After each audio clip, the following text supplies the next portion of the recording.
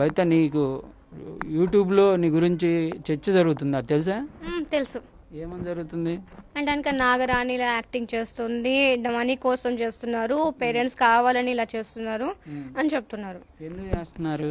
నేను టెంపుల్ గురించి బయటకు తీసుకురావాలని మాత్రమే నేను చెప్పాను ప్రతి ఒక్కరికి. నేను అలా చెప్తే కనుక నా మీద ట్రోలింగ్ ఎలా చేస్తుందంటే కనుక నేను ఏ టెంపుల్ గురించి తీసుకొని రావాలన్నావు? నేను విజయనగరంలో ఉన్న కాళికామాత టెంపుల్, ఆ టెంపుల్ గురించి మాత్రం ఫస్ట్ నేను బయటకు వచ్చింది కూడా. అంటే ఫస్ట్ అసలు నువ్వు దీని గురించి ఎవరితో మాట్లాడావు? ఫస్ట్ నేను మాట్లాడింది మా మమ్మీతో. ఏమని చెప్పావు మమ్మీకి? చిన్నప్పటి నుంచి నాకు ఇలా కనిపించాయి అని చెప్పి నాకు గుర్తుకు రాగానే కనిపించగానే ఫస్ట్ నేను వెళ్ళి మమ్మీకి చెప్తాను. మమ్మీకి చెప్పినప్పుడు ఫస్ట్ ఏంటంటే కనుక చిన్నపిల్ల కదా ఇలా మాట్లాడుతూ ఉంటుంది అంటే అలా అనుకున్నారు. కానీ అలా మాట్లాడుతున్నా అన్నప్పుడు సరే కొద్ది రోజుల తర్వాత ఇప్పుడు అవి గుర్తొచ్చేవి ఏదన్నా అంశాన్ని చూస్తేనా, లేకపోతే ఖాళీకి కూర్చున్నప్పుడా, లేకపోతే వేరే ఏదన్నా ఆలోచనలు చేస్తున్నప్పుడు గుర్తొచ్చాయా, లేకపోతే ఎట్లా ఎవరన్నా వ్యక్తిని చూడగానే గుర్తొచ్చినాయా? అలా ఏం జరగలేదు. నేను నార్మల్ గానే అందరు ఉన్నట్టుగానే ఉండేదాన్ని. చదువుకునేటప్పుడు నువ్వు అసలు 6th ఫస్ట్ చదివాను, 10th అని చెప్పేసి ఓపెన్ కి పెట్టుకున్నప్పుడు బుక్స్ మీద నేను ఫోకస్ చేసేటప్పుడు నువ్వు ఇది ఎందుకు చేస్తున్నావు అని చెప్పేసి కనిపించాయి. మా మదర్ వచ్చి చెప్పారు. వచ్చేసి వీళ్ళు ఏమన్నారంటే కనుక నువ్వు ఈ కార్యం చేయకోకుండా నువ్వు పుట్టింది దీనికోసం, నీ జన్మ ఇది అని నాకు చెప్పారు. మీరేమవుతున్నారంటే కనుక నువ్వు నా పుత్రివకి అని అంటారు కదా, నా బిడ్డవి అని చెప్పారు.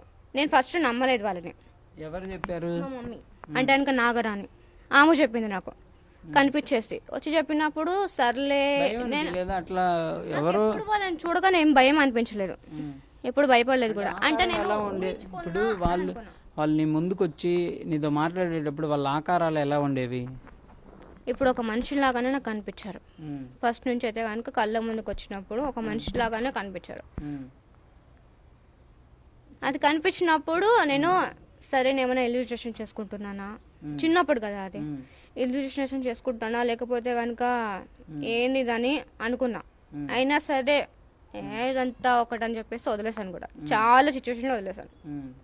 వదిలేసినప్పుడు కూడా నన్ను వాళ్ళు వదలలేరు. ఇంకా నాకు టార్చర్ అంటే కనుక ఎలా అంటే కనుక నువ్వు ఇది చెయ్యాల్సిందే అని పట్టుబట్టారు. అంటే చెప్తా ఉంటే ఇట్లా నిలబడా అది అన్నయ్య నిలబడ్డారు. ఎలా ఉన్నారు బిడ్డ నా పక్కన ఇలా నేను ఉన్నాను కదా, మీరు నా పక్కన ఇలా కూర్చొని చెప్పారు నాకు.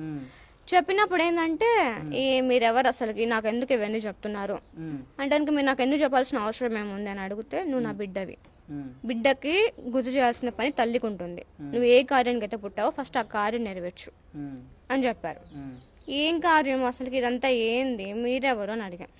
అప్పుడు చెప్పింది. చెప్తే నేను నమ్మకపోయేసరికి విజువల్స్ ఉంటాయి కదా, అంటే నేను అప్పట్లో ఆడుకునేవి కానీ నేను ఇప్పుడు ఇలానే ఉన్నప్పుడు చూపించారు వాళ్ళు నాకు. ఇప్పుడు నేను ఇక్కడ మా మమ్మీ కూర్చుంది, ఇక్కడ నేను చూసాను అంటే ఆమె కళ్ళల్లోనే చూసాను. చూసినప్పుడు అది కూడా నేను నమ్మలేదు.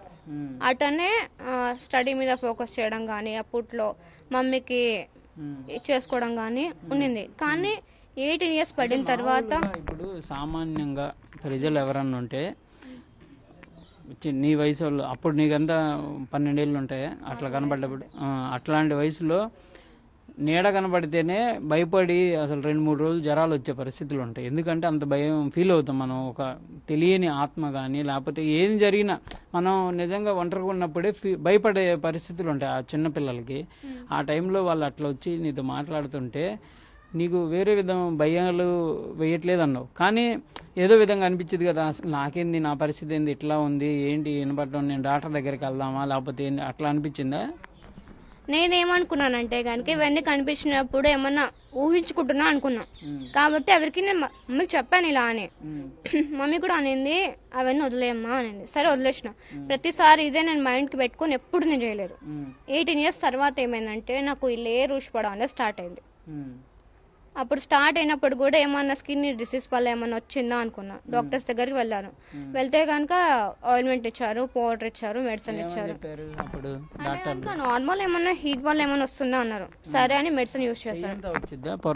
మొత్తం ఫేస్ కూడా వస్తుంది. చేసినప్పుడు ఏమవుతుందంటే అది తీసుకున్న తర్వాత కూడా నాకు అంతేం అనిపించదు. సరే కంటిన్యూగా వాడదాం మళ్ళీ మెడిసిన్ అయితే ఆపను.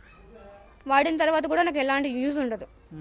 యూజ్ ఉండకపోయేసరికి ఎందుకు ఇదంతా జరుగుతుందని అప్పుడు నేను థింక్ చేశాను. కంటిన్యూగా డేస్ ఉండేదా లేకపోతే ఒక్క రోజు మాత్రమే అట్లా అనిపించేదా? అంటే పౌర్ణమి రోజు ఏదో పౌర్ణమి రోజు ఊసిపోతుంది, అంటే 2 days ముందు నాకు ఊసిపోతుంది, అంటే వరకు స్టార్ట్ అవుతుంది, పౌర్ణమి రోజు మాత్రం ఊసిపోతుంది. ఆ 2 రోజులు మాత్రం ఇబ్బందిగా ఉండేది. ఇబ్బందిగా ఉంటది, నొప్పిగా ఉంటది, నొప్పి ఇంకా వచ్చేసి దురద ఉంటది, మంట ఉంటది.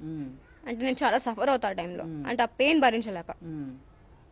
అంతే. ఇంకా అప్పుడు కూడా నేను ఇవన్నీ చెప్పుకోలేదు, ఇవన్నీ చేయలేదు, స్టడీ మీద ఫోకస్, బుక్స్ చదువుకోవడం. అప్పుడు నేను స్టడీ పరంగా వెళ్ళాలని చెప్పేసి కానీ ఇంట్లో వాళ్ళతో చెప్పకపోయినా ఫ్రెండ్స్తో చెప్తావు కదా ఇట్లా జరుగుతుంది ఏంటి నాకు ఇట్లా అవుతుందని, ఎవరు ఫ్రెండ్స్తో కూడా షేర్ చేయలేదా?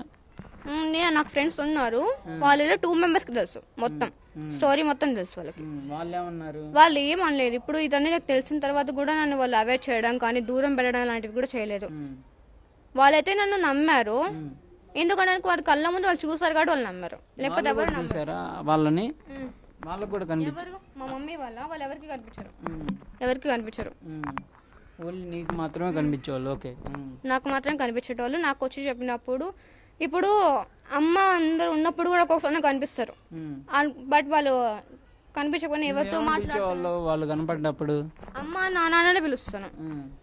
తర్వాత అర్థమైన తర్వాత అమ్మ నాన్న వేరున్నారు కదా, వాళ్ళని ఎట్లా అంటే మామూలుగా మనం పిల్లము కదా, ఎవరిని పడితే వాళ్ళు. నేను అమ్మ అని పిలవలేదు, కనిపించి విజువల్ చూపించినప్పుడు ఎవరు నువ్వు అని అడిగాను, అంతేగాని నువ్వు అమ్మ నాన్న అంటే కూడా నన్ను నమ్మలేదు.